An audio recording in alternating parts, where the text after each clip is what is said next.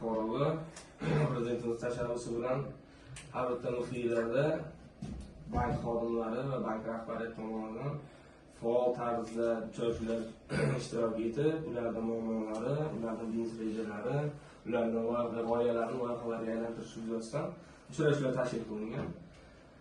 Biz Agrobankdan misol uchun fuqarolarga moliyaviy tomonlama ko'maklash bo'yicha, misol uchun sizni g'oyangizni loyihaga aylantirish uchun, biznes rejangizni rivojlantirish uchun kreditlar ajratishimiz va ko'maklar tushunchalar berishimiz bo'yicha fuqarolarni rivojlantirish, o'sha oilalarni loyihalarga aylantirib bitta yo'nalish ushlab, o'sha borasida ish o'rinlari yaratishi, daromadini oshirishi bo'yicha ko'maklashamiz. Hozirgi kunda bank tomonidan qiziqtiradigan bo'lsak, har xil turdagi kreditlarimiz, omonatlarimiz, bularga aylanmada pul perevodlarimiz, o'zimiz band qilgan shaxslarga ajratiladigan kreditlarimiz yuzasidan va ishlab turgan loyiha bo'ladigan bo'lsa, uni yanada kengaytirish uchun Prezidentimiz 312-sonli qaroriga asosan kreditlarimiz bor.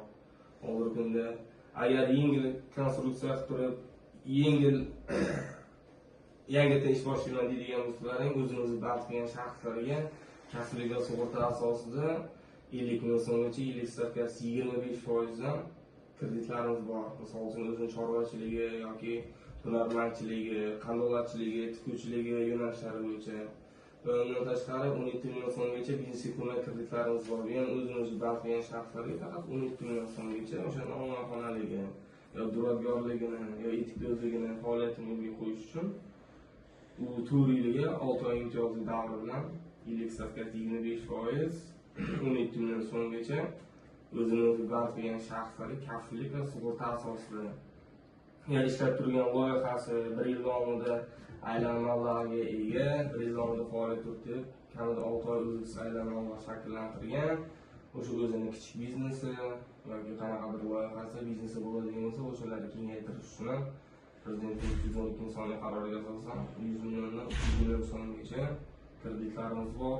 Olib turib, o'sha ish o'rnini yaratishi va faoliyatini kengaytirishi yuzasidan va o'zini qanaqadir qiziqtiradigan o'ziga plastik karta yoki ipoteka kreditlarimiz bo'yicha yoki jismoniy shaxs o'zining shaxsiy ehtiyojida ishlatiladigan kreditlar bo'yicha kreditlarimiz bor.